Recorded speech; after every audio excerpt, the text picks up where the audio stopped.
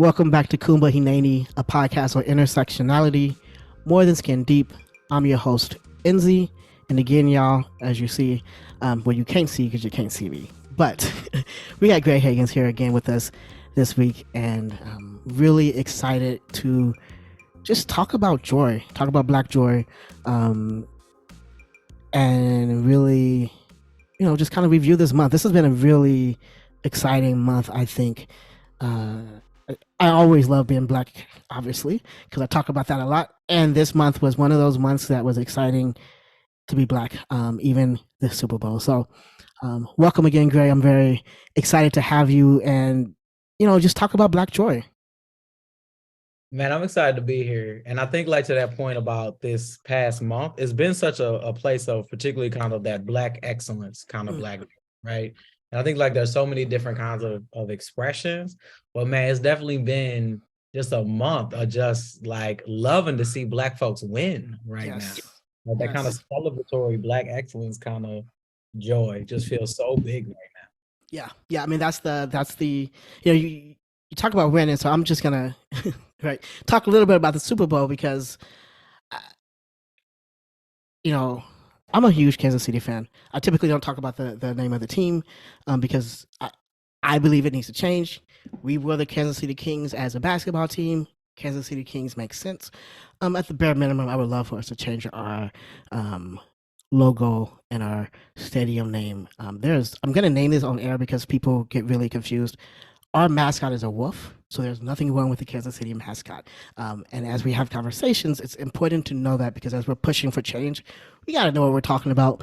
And so I would love to have conversations with people about the name change and about a stadium name change, but it gets really awkward having conversations about a mascot change. But so all of that to say, if you don't watch sports, if you don't watch Super Bowl, this week Kansas City Chiefs won the 57th Super Bowl. This Super Bowl was very unique, though. We had two Black quarterbacks for the first time in the history of the Super Bowl playing against each other in the Super Bowl, and that was just incredible. Of course, my guy Patrick Mahomes had an incredible year, and he also was the first quarterback since 1999 to win the MVP for the season as well as the Super Bowl MVP in the same year, which means a lot, right? Because Tom Brady was not playing in 1999. And so I just want to name that he has done something that a lot of people have not done in a while. And he is just going to continue, just keeping on making waves, but also open up the door for even more and more Black quarterbacks to be known and seen, because when it comes to leadership in football, we don't always get the same opportunities. Blaney, who is the offensive quarterback for the Chiefs, is a Black man. He may be moving up, hopefully, but right now he doesn't have anything. The offensive coach and the defensive coach on the losing team, they just got two head coach jobs. Meanwhile, the Chiefs offensive coordinator has won 2 Super Bowls in 4 years. Why am I naming this? Because of the excitement really around Patrick Mahomes and the things that he's doing. Because when I watch the way which people are talking about him, it is unique. It is not saying, oh, what records can he get? How can he pass these things? It is, we have never seen anything like this boy. Nothing like it before. And this is exciting. It's an exciting time to be watching and observing sports. And for me, I'm not going to lie. I'm 39. I've spent 39 years of my life 34 years of my life rooting for a team that was not winning. And so when you win, it feels amazing and it is exciting. And also, we are excellent even when we're not winning. I want to talk a little bit about Jalen Hurts. And I know I haven't talked a lot about sports on here, but Jalen Hurts, at the end of the football game on Sunday at Super Bowl, all I could say is, man, that was an incredible game. I have never seen a quarterback play like that. He made one major mistake, which was a fumble. That's a huge mistake. And he had 3 rushing touchdowns, 4 touchdowns in total. He outplayed anyone else that I've seen in a long time. And that was just incredible. And I'm going to name one more thing about excellency and integrity. Because there was a play at the end of the game that a foul was. I mean, this isn't basketball, um, but there was a penalty at the end of the game, and a holding was called. Um, and the player, I could give you all the names, but that don't matter.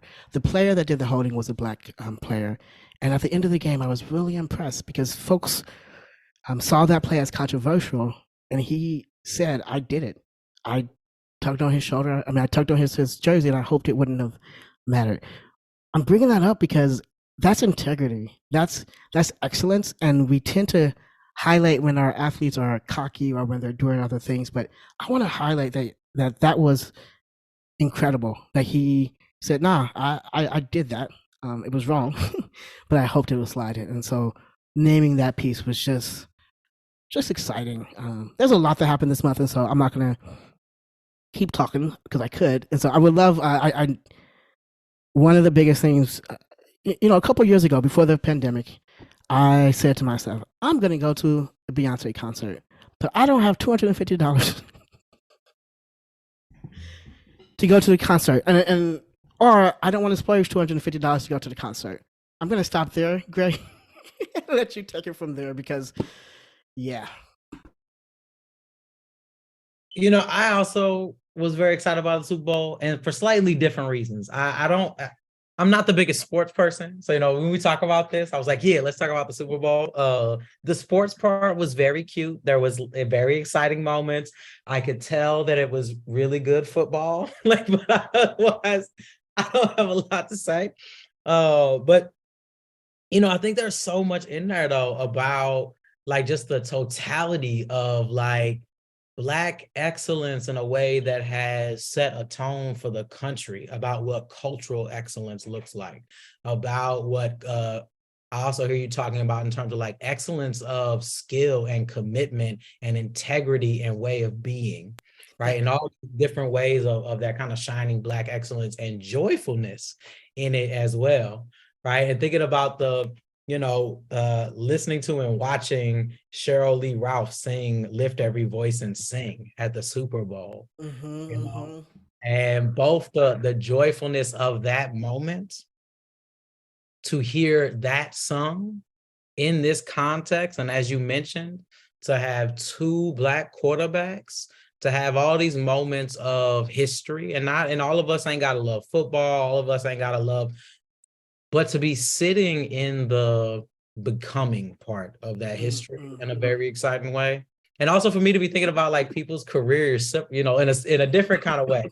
I'm thinking about, Cheryl Lee Ralph, thinking about her from, Moesha to Abbott Elementary, right? And so there's this element too of watching some of that growing up that we get to do with folks, and not in an overly parasocial kind of relating way. I see a lot of stuff online right now about kind of parasocial relationships and stuff. Can you say a little bit about what you mean by that?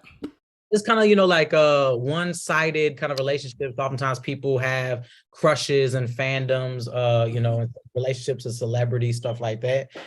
But that's I think a very real way of many of us experience relationship in many ways, and brings a lot to our lives. And I think sure some of that's happening, but I think even in just that part, right? When I think about, I'm of an age where Brandy, used to be sitting on top of the world.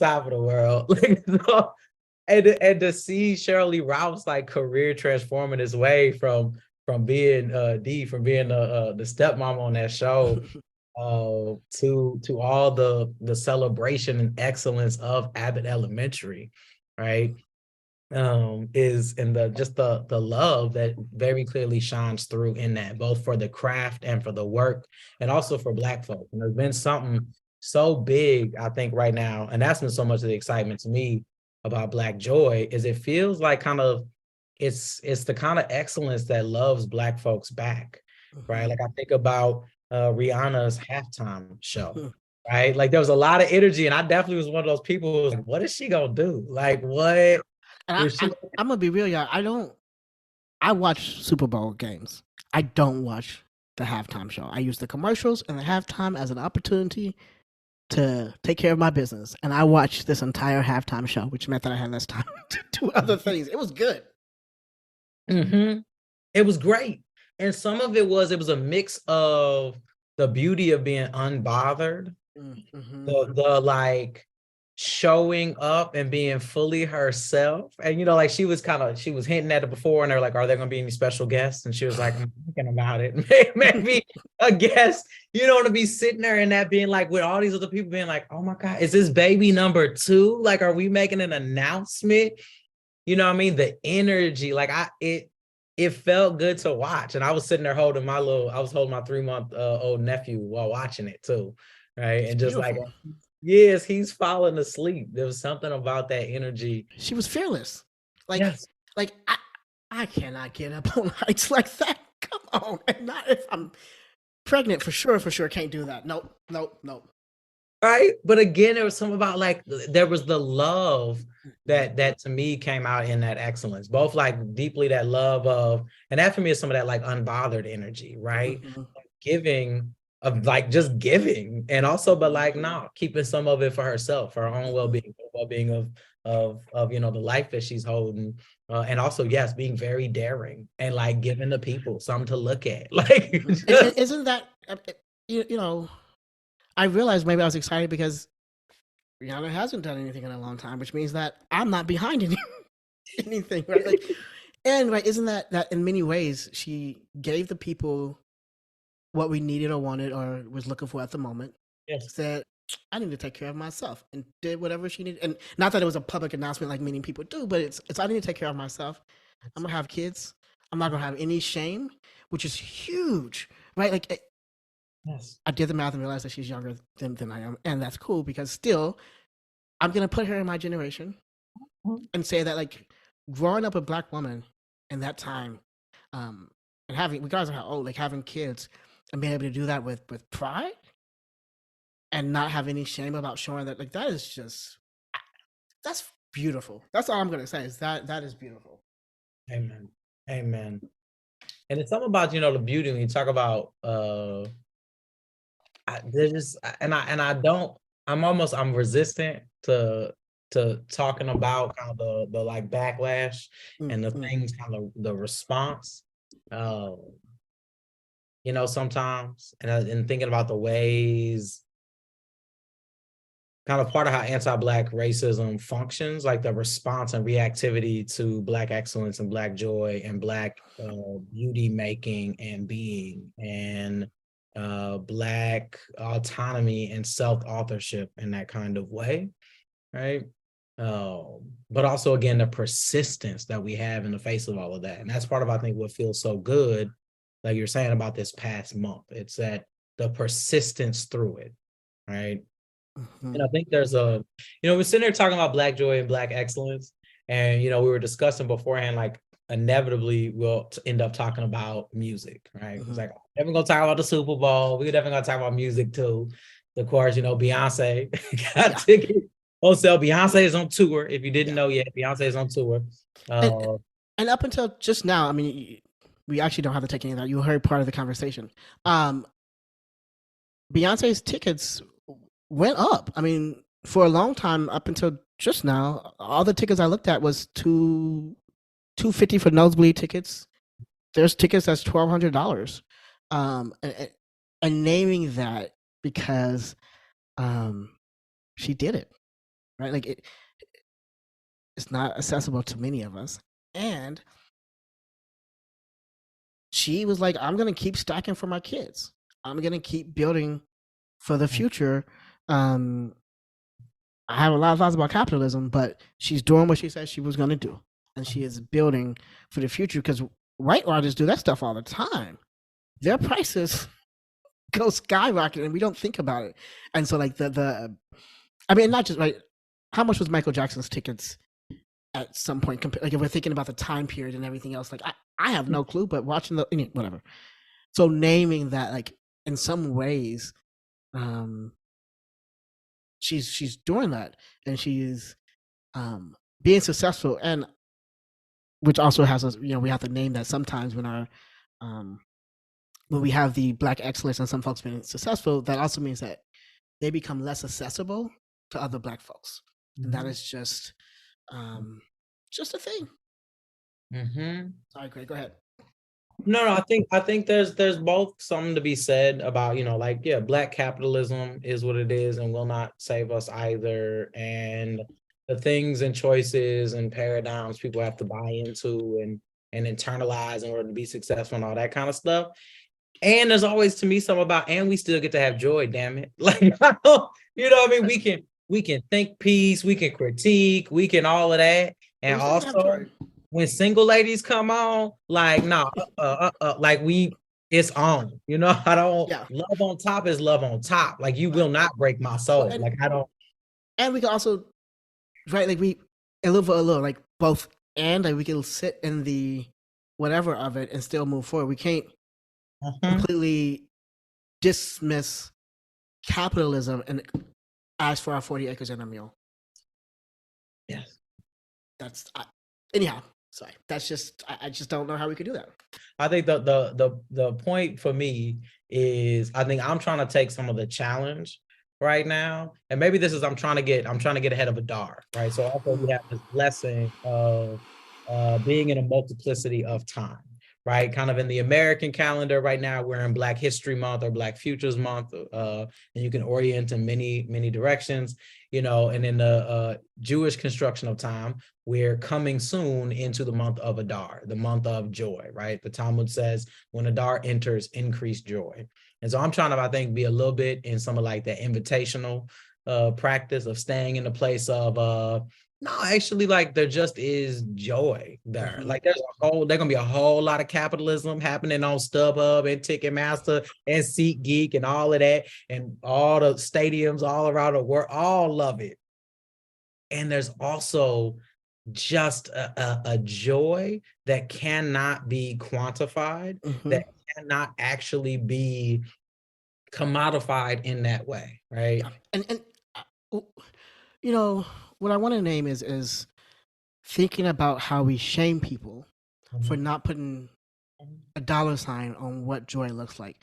I'm just thinking about so many groups of black women right now who are excited and putting their money together so someone could get the tickets so they can have their not little girls outing, so they can have the girls outing. And I can also envision one or two of their friends being like, "Why are y'all spending money on that? You gotta do this and you gotta do that," and naming the beauty sometimes in the ability to just experience joy without restrictions, the ability um, to exist and to Yes. be and and to celebrate is just important. There is no dollar sign on that. There is no um, those improves the quality of our life, and it's just so just important. That's it.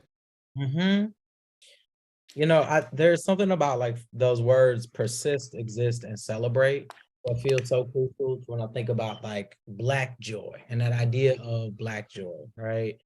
And in one ways, it takes me back to like not just the ways that like Black joy is an antidote to racism or anti-Black racism. Like, yes, those things absolutely. And I firmly believe like Black joy and the ability of Black folks to insist on our joy, to nurture it, to cultivate it, to claim it individually, collectively, generation after generation, Mm-hmm. and still actually be generous and bring it to the world. And yes, in moments, some folks have been able to, utilize capitalism in a way to, gain great amounts of money and all that activity. But also that part of the generosity of sharing being, of sharing artistic expression or understanding that our joy is crucial to our ability to exist and persist. That And if to we thrive. are and to thrive, right? Part of the process of transforming from people who have been forcibly transformed into chattel, into commodity, right? The reclamation of life in many Yeah. ways has like required us to cultivate those kind of Mm-hmm. joy practices, right? I even think going back to just even again, lift every voice and sing, it's Mm-hmm. commonly, referred to for folks who might not know is the national Black anthem is what we called it. Now, first off, there is no nation called Black. So there's not a literal national anthem. It is an offering that was written by a civil rights activist activist and leader of the NAACP, James Weldon Johnson, around the turn of the century, in response to the Plessy Let's versus be clear, when we say the turn of the century, we're not talking about the turn of the 21st century, like I often talk about. We're talking about the turn of the 20th century. For Fair those who enough. don't know, that is the 1900s. Okay, go ahead, Gray. Yes, sorry. 1896, the Supreme Court of the United States ruled in Plessy versus Ferguson. They upheld the separate but equal clause in support of segregation. It's widely considered since that time as one of the worst Supreme Court decisions in history. But again, I'm just noting that the Supreme Court of the United States of America in 1896 upheld that separate but equal was constitutionally legal, and that you could legally separate Black folks from white folks, and that the conditions of that separation had no bearing whatsoever on their constitutionality. So in response to that, and imagining what that must have felt like to a people who were not, more than one or two generations directly from the experience of chattel slavery, are kind of at the tail end of and are seeing the rollback of Reconstruction, which is, the period of actually a great amount of not just Black cultural development, but Black land ownership. And It's probably the greatest. Mhm. We're never going to be at. Maybe we will. It is the greatest time in the history of America for Black people. We have not come back to that time period, which is saying a lot. And to say again that is directly in the years following the end of slavery. Now here we are, and it's 2023, and yes, you look at many of the material conditions, and we are not far from that. The advances have not been made, and come in and fill in the role of Black culture, Black art, Black joy, Black music making, Black excellence in those kinds of ways, right? The lyrics of the song, again, offered at that time as again a reaffirmation of direction and people. Right, the lyrics, sing a song full of the faith that the dark past has taught us. Sing a song full of the hope that the present has brought us. Facing the rising sun of our new day begun, let us march on till victory is won. There's a recognition always of the place that we have come from, and that our present existence is evidence enough that we should have hope, and that actually time keeps moving forward, and that there actually is joy in that, joy in the being right now, and joy in the victory that shall be. And there's wisdom in that. We started off talking about the Super Bowl. The Chiefs were down 14-24 at halftime. Mahomes went into halftime. Was like, y'all are not having fun. We need to have fun. We need to do this with joy, because otherwise, it's not worth doing. Half was very different. He literally almost had a perfect half, had the highest rating in period. But just naming like that joy to bring about victory is also just Yes, just inspirational, I think. yes. And just even holding that we get to have joy. I think particularly, as people who do movement work and can get really kind of locked into consequences of it all, and the urgency for change, and the weight and reality of history. And I certainly hold for myself just the realities of kind of our potential life expectancy, even alone, just by virtue of certain things, is less than what is possible in this country. And hell, we might live, and blessed that we do, to 120. Amen. Right. And there's something about the pursuit and practice of joy, even holding again that dark past and the realities of present, and the unknown possibilities of the future, being able to hold in that place of while I'm here, I shall be joyful, And I think about, I think about Tyree Nichols of blessed memory now. And every description I hear or I read about him, about his family, that his family describes him and friends describe him, always one of the first words they use is joyful, over and over again, right? Or I think about, I got a chance to be in DC a couple weeks ago and spent the day at the African American History and Culture Museum. And there's a piece there, a portrait of Breonna Taylor, also of blessed memory. And there's a timeline that is like narrated by her mother that talks about her life, right? And the joyfulness of who she was. And I keep coming back to that in some ways as a reminder and grounding of this world is set up to take a lot from us. And this world is set up in many ways to keep us from our power. And that also looks like keeping us from our joy and our celebration. And like, how do we hold all of that in between space as people who are still living and in the project, even as we're trying to figure out how to make it better, even as we're trying to deal with the complications of, I don't know, hell, what does it mean to be a Beyonce fan and like want to go to the concert and think about all the consequences of capitalism, or, you know, being a Kansas City Chiefs fan and needing the caveat of the mascot is a wolf and Well, all. and the mascot is fine, but Yeah. the stadium's name is not fine. Yes. Yes. But I mean, like, again, being in that place of like all the caveats of, you know, some of like, I don't know what it's always meant to be a person, but also what it means to be a person right now, when we're both in the process of becoming better than who we've been. And some of that means like having to wrestle and interrogate and learn and commit to new ways of being that are not perpetuating old Some of it things. is listening to young people, right? Like there are ways in which a generation above us should be listening in order to change. And there are ways that we have to be observing and watching and listening to those because they see sometimes that things we don't see. And just want to add that, name that. Yes. Yes. No, absolutely.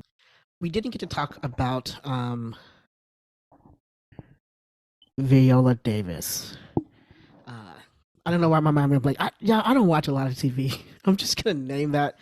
And so, yeah, but let's talk about Viola Davis a little bit if you're open to that.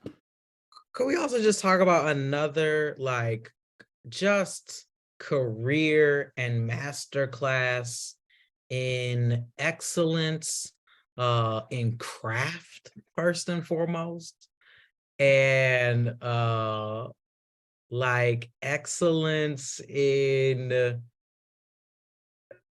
just insistence on authenticity, as much as one can be authentic in public life, and grace and persistence. Yes. Like Yes. what do we want to talk about when we talk about Viola Davis? Yeah. No. So yeah, I'm gonna. So Viola Davis is among a very small list of people, and that is a list of EGOT winners. And I'm just going to tell you what that means. And I could be not doing the pronunciation of the thing right. But anyhow, EGOT is an acronym for the Emmy, Grammy, Oscar, and Tony Awards. And so this February, I believe Viola Davis won a Grammy Award for I believe she won a Grammy Award, which made her one of the EGOT winners. And what I would name, if you look at, I'm not going to name the whole list, but if you look at the list, it is incredible with the amount of Black folks on that list compared to amount of, just compared to population and stuff. It's really exciting to see. She's the 18th person in history to achieve this status. And she won a Grammy Award this past Grammy Award show for her audiobook, which was a memoir. She won a Tony Award in 2001 for a supporting role in the play King Hedley II. She has won a second Tony Award in 2010 for a leading role in Fences, in the Broadway revival of Fences. I didn't realize. How did I miss that? Sorry. The Broadway show or the film? The I didn't know that the movie came out either. The Broadway show, that's what I'm referring to. Yeah, That's in 2016, she and you got to see Fences, man. In 2016, she and Denzel did the film version of Fences. I'm gonna have to. August Wilson is one of my favorite playwrights of all time. So that's just it. It's very tender. In 2015, She became the first person of color to win the Emmy for Best Lead Actress in a Drama for How to Get Away with Murder. And in 2016, she won Best Supporting Actress and an Oscar for Fences. Mhm. Excellent. That's just you can keep going. Go ahead if you want to keep. I I just love uplifting Black women. It's fun. So Yes, and she there are four other, to your point earlier, there are four other Black performers who are EGOTs. Whoopi Goldberg, John Legend, and Jennifer Hudson. mm-hmm. Mhm. Yeah, which is just yeah, just Mhm. exciting. That's what I would say. It's just really just exciting, just excellent to be able to watch and observe, to be able to like. When I was a little girl, we had Holly Berry, Mhm. and the only reason why we had Holly Berry, I mean that's what we had. We had Storm, who they made clear that Storm was black, which I suppose is the same. It's probably why I saw Holly Berry, but there was no real. I cannot remember when it comes to things that wasn't seen. Like we didn't have a lot of people to look up to. We didn't have Mhm. a lot. Like we are constantly in the process of making history, and so I Mhm. get excited when we are beyond that time. Like I get excited when folks have to think about, oh, we don't have to think about who the first was because that's not a question anymore, Mhm. or that it's not seen as a big deal because we're a part of. Um, I'm gonna stop there because I'm not the biggest fan of uh, assimilation, so I'm not gonna push assimilation in any way. Um, but we can say a lot of things, and this is the thing, and here's the thing, y'all. First off, I really hope that you're not just celebrating Black excellence during the month of February. We already know it's the shortest month of the year, but also excellence, joy, all that stuff can be celebrated all the time. Um, it makes it makes a difference, but also asking yourself, particularly, uh, this was a particular question I'm going to actually ask the Black man because we don't take the time to ask or answer this question. But what is bringing you joy um, in this moment? And yes, clearly, I would love for everyone to answer that question.